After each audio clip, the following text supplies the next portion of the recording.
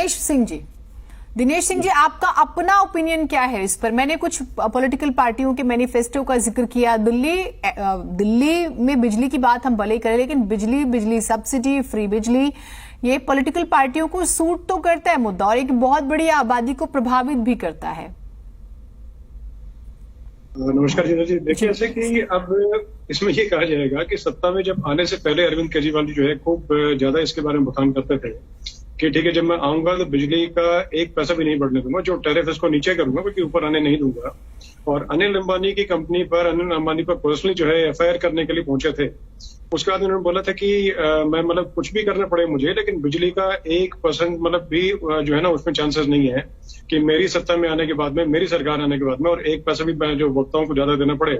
लेकिन अब समझ में नहीं आता है। और बाकी जैसे कि आसपास के राज्यों में जाकर के जैसे कहीं ना कहीं धरना प्रदर्शन और ये हो हल्ला मचाते हैं, तो अब यह कि वहां पर जो अगर सरकार जो है वो बिजली के उसमें दामों में कुछ बढ़ोतरी करें या और कुछ करें, या किसी तरह के बिजली के मामले में कुछ भी अगर कटौती का मामला बने, चाहे कुछ भी बने, छोटे इश्यू जो होता है इसको बहुत बड़ा बंधकट बना करके जीने दी, और उसको वो जो दाग है वो दाग बन जाते हैं। और इनके लिए अरविंद केजरीवाल जी और आम आदमी पार्टी के लिए वही जो दाग है वो दाग अच्छे बन जाते हैं। तो ये समझ से बाहर और समझ से परे चीजें हैं। दूसरा, इसके लिए इन्होंने इतने सालों में जैसे ये कह रहे थे कि ठीक है मैं ऑडिट करवा के एक चीज का वो मतलब है कि जो कच्चा चिट्ठा था आपके सामने लेके आऊंगा, बिजली जो कंपनी जो है उनका एक कच्चा चिट्ठा जो है वो सामने खोल कर रखूंगा कि ये कैसे पैसे बनाती है और कैसे जनता को लूटती है। तो इन्होंने 9 साल में जो है जिन्ना जी अभी तक क्यों ऑडिट नहीं करवाया? अब तो इनकी सरकार पिछले दिनों ऑडिट कराने को राजी हुए थे, ऑडिट को लेकर काफी खबरें आई थी, लेकिन विरोध भी किया गया था अपोजिशन की तरफ से। ये भी सच है, फिर ऑडिट कराने पर भी सहमति नहीं बन रही थी। तो यहाँ तो सांस लेने पर भी राजनीति है, आप समझिए। जीना जी, देखिए ऐसा है कि अगर करने की मंशा और नियत और नियति जो है वो अगर सही अगर हो तो कुछ भी काम करना कोई असंभव नहीं है। अब एलजी साहब जो है इनको जैसे कि जो एडमिनिस्ट्रेटर है दिल्ली के, जैसे कि देखिए यूनियन टेरिटरी होने के नाते इसमें कोई विशेषज्ञ अलग से होते हैं केंद्र सरकार के, क्योंकि केंद्र सरकार के जो अहम जो ऑफिस हैं वो सारे यहीं पर है। राष्ट्रपति भवन जो है वो यहाँ पर है, प्रधानमंत्री कार्यालय, प्रधानमंत्री ऑफिस यहाँ पर है, और केंद्रीय कार्यालय यहाँ पर है। तो इस नाते बहुत सारी चीजें यहाँ पर ऐसी होती हैं। तो उसमें अगर ये एलजी को मतलब जो एलजी एडमिनिस्ट्रेटर उनको अगर सेकंड में छोटे काम पे अगर धमका सकते हैं, तो इनकी नियत और नियति अगर ठीक होती है तो मेरे ख्याल मुझे लगता नहीं कि ऐसे किसी चीज में रोक टोक हो सकती थी।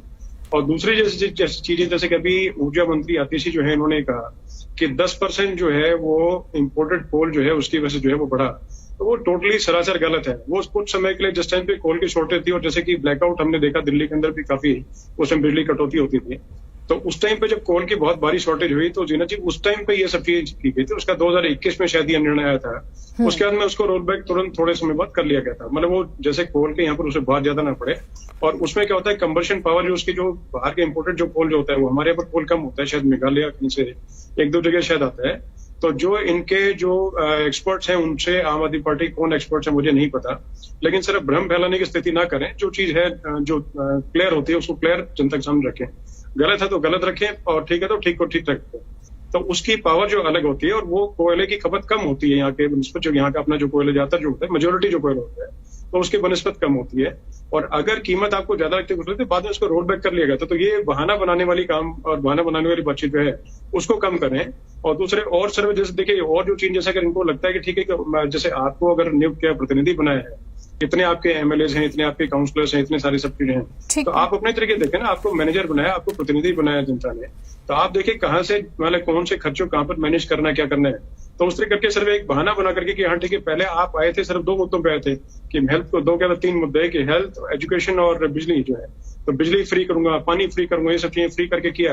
और बाद में धीरे धीरे करके कि पिछले राजधानी जो बैकडोर है उससे उन्होंने तो आप ऑनलाइन में आप ये कह रहे हैं कि दिल्ली सरकार जो है बचने की कोशिश कर रहे हैं, जिन फैसिलिटीज का उन्होंने जिक्र किया वो अब वो नहीं दे पा रही है, उसके लिए मुश्किल हो गया उसको कंटिन्यू करना, आप ये कह रहे हैं? जी आपने ठीक पकड़ा। देखिए इसमें ये इनकी गले की फांस बन गई, तो जैसे तैसे करके और किसी न किसी तरीके से दूसरों के सर पे ठीकरा फोड़ करके निकालना चाहते हैं इसी को। जबकि नियत और नियति अगर इनकी ठीक हो तो उसमें से आराम से करके वो जनता को दे सकते हैं।